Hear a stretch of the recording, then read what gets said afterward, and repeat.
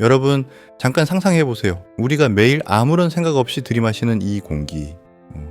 여기 인류의 미래를 바꿀 전기가 숨어 있다면 어떨까요? 필요할 때 언제든 꺼내 쓸 수 있는 엄청난 에너지 저장고. SF 영화화 같다고요? 아니요, 이건 진짜예요. 2025년 지금 이 순간 세계 곳곳에서 과학자들이 이 상상을 현실로 만들고 있죠. 오늘은 공기를 전기로 바꾸는 기술, 액체 공기 에너지 저장, LAES 이야기예요. 이게 언제 우리 곁에 오는지, 어떻게 작동하는지, 어디서 실행되고 있는지, 그리고 우리 삶을 어떻게 바꿀지 하나씩 풀어볼게요. 자, 편히 앉아서 에너지의 미래로 함께 떠나봅시다. 문제의 시작, 왜 필요할까? 여러분, 아침에 일어나서 불 켜고 스마트폰 충전하고 커피 머신 돌릴 때 그 정이 어디서 오는지 생각해 보신 적 있나요? 아직도 많은 전기가 석탄, 석유, 가스에서 나와요. 하지만 요즘 누가 이걸 미래라고 믿겠어요? 미세먼지 때문에 마스크 쓰고 기후 변화로 여름이 점점 더워지잖아요. 그래서 인류는 재생 에너지로 갈아타고 있어요. 태양광, 풍력, 수력. 태양은 매일 뜨고 바람은 불고 강은 흐르니까 완벽해 보이죠? 그런데 여기서 문제가 딱 태양은 밤에 안 떠요. 바람은 불다가도 멈추죠. 예를 들어 한국은 태양광 전기가 낮에 넘쳐도 밤이나 흐린 날엔 외국 전기를 빌려 써야 해요. 2025년 기준 전 세계 전력의 30%가 재생에너지인데 이 간헐성 때문에 밤만 써요.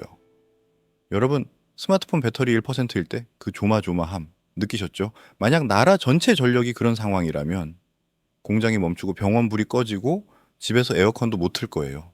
2024년 유럽 에너지 위기 때 전기 요금이 폭등하면서 난리가 났던 거 뉴스에서 보셨죠? 그래서 필요한 게 전기 저장이에요.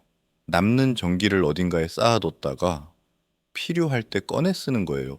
지금까지는 리튬이온 배터리가 대세였죠.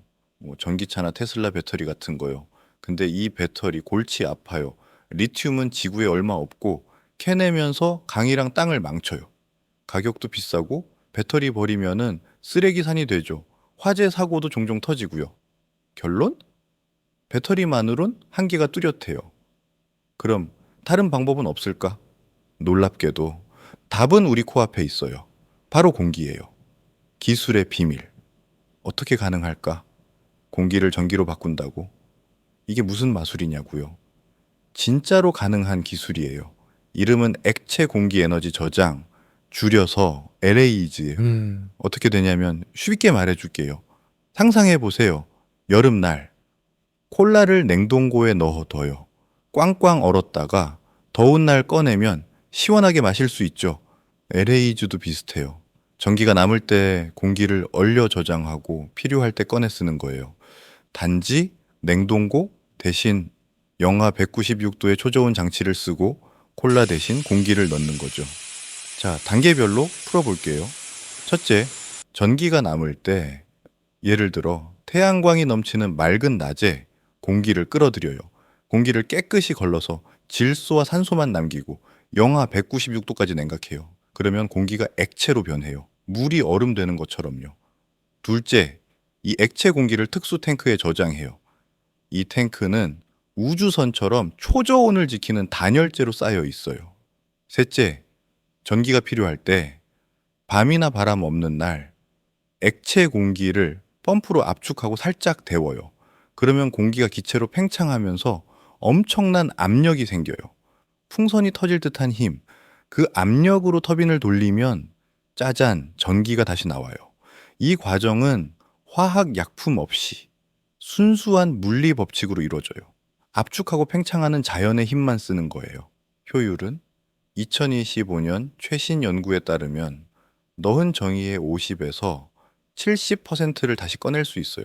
리튬 배터리랑 비슷하거나 더 나아요. 게다가 수십만 가구가 쓸 전력을 저장할 수 있고 공기는 무한하니까 자원 걱정도 없죠.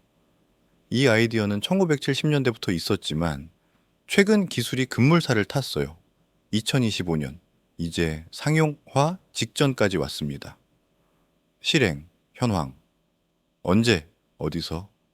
이제 궁금하실 거예요. 이 기술 진짜 어디서 쓰이고 있나? 그리고 언제쯤 우리 일상에 올까? 먼저 어디서부터요? 영국이 앞서가고 있어요. 하이뷰 파워라는 회사가 2025년 현재 50메가와트 규모의 플랜트를 짓고 있어요.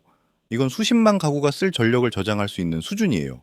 2026년 완공 목표죠.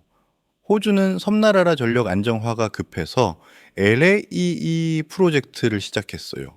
일본은 지진 같은 재난 대비로 이 기술에 투자하고 있죠. 미국도 빠지지 않아요. 2025년 초 MIT 연구팀이 2025년 초 MIT 연구팀이 미래 전력망의 핵심이라고 발표했어요. 그들은 경제적이고 안정적인 그리드를 위해 필수라고 했죠. 중국은 재생에너지 비율 40% 목표에 맞춰 대규모 테스트를 하고 있어요. 그리고 우리나라 2025년 9월 한국기계연구원 KIMM이 LAE 핵심 기술을 성공적으로 시연했어요. 하루 10톤의 액체 공기를 생산하는 시스템을 만들었죠. 초저온 콜드박스와 터보 익스펜더라는 장치를 통해 효율을 높였고 국가연구원 지원 아래 진행된 프로젝트예요. 이건 한국의 에너지 초고속도로 계획의 일환으로 재생에너지의 간헐성을 해결할 열쇠죠. 언제 상용화될까? 전문가들은 빠르면 2025년에서 2030년 사이 대규모 상용화가 시작된다고 봐요. 국제에너지기구는 2030년까지 전력 저장 시장이 20배 성장할 거라 전망했어요. 한국은 정부의 그린 뉴딜 정책 덕에 2027년쯤 시범 플랜트가 나올 가능성이 높아요. 어디서 먼저 볼까? 전력이 불안정한 섬, 재난 대비 시설, 도시의 피크타임 전력망이 시작점이에요. 파급 효과, 세상을 어떻게 바꿀까? 이제 진짜 중요한 질문이에요. 이 기술이 현실이 되면 우리 삶은 어떻게 바뀔까요? 첫째, 경제적 효과. 재생에너지를 더 많이 활용하면은 전기 생산 비용이 20에서 30% 줄어요. 한국 같은 에너지 수입국은 연간 수백억 달러를 아낄 수 있죠. 새로운 산업도 생겨요. LAE 플랜트 건설, 유지 보수로 일자리가 수만 개 창출될 거예요. 둘째, 환경적 효과. 화학 물질이 없으니 폐기물 걱정이 없어요. 탄소 배출도 1기가톤 이상 줄일 수 있어요. 2025년 MIT 연구에 따르면 LAES는 재생에너지의 버퍼로 미세먼지와 온난화를 줄이는데 기여해요. 2050년 탄소 중립 목표를 앞당길 열쇠죠. 셋째, 사회적 변화. 전기요금이 안정되면 가계 부담이 줄어들어요. 정전 없는 세상. 병원과 학교가 24시간 안정적으로 운영돼요.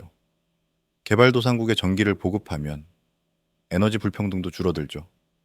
넷째, 정치적 효과. 석유와 가스 중심 국가들의 영향력이 약해져요. 한국, 영국, 미국 같은 기술 선도국이 새로운 에너지 패권을 잡을 기회죠. 2025년 글로벌 에너지 포럼에서 미래 패권의 열쇠로 언급됐어요. 미래와 질문. 결국 액체 공기 저장 기술은 단순한 전기 저장이 아니에요. 이건 인류가 에너지 자유를 되찾는 혁명입니다. 2030년 일부 국가에서 상용화, 2040년 전 세계 전력망의 확산, 2050년 화석 연료를 대체, 밤에도 태양을 쓰고 바람 없는 날에도 풍력을 쓰는 세상, 아이들이 정전 걱정 없이 공부하고 개발도상국에도 빛이 들어오는 세상. 마지막으로 여러분께 묻고 싶어요. 우리가 숨 쉬는 공기 속에 이런 미래가 숨어 있다면 여러분은 어떤 세상을 꿈꾸시겠어요?